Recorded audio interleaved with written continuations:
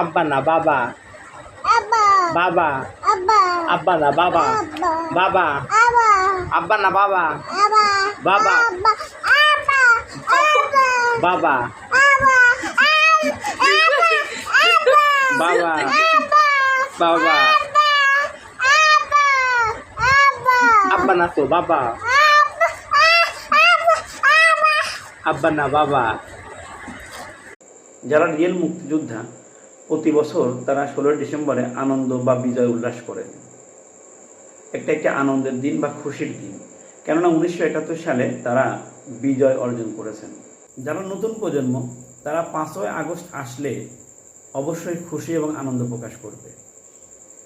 এতে ইসলাম কখনোই নিষেধ করে না, কিন্তু 12ই রবিউল আউয়াল আসলে কোনো নবী প্রেমিক যদি এই দিনে আনন্দ প্রকাশ করে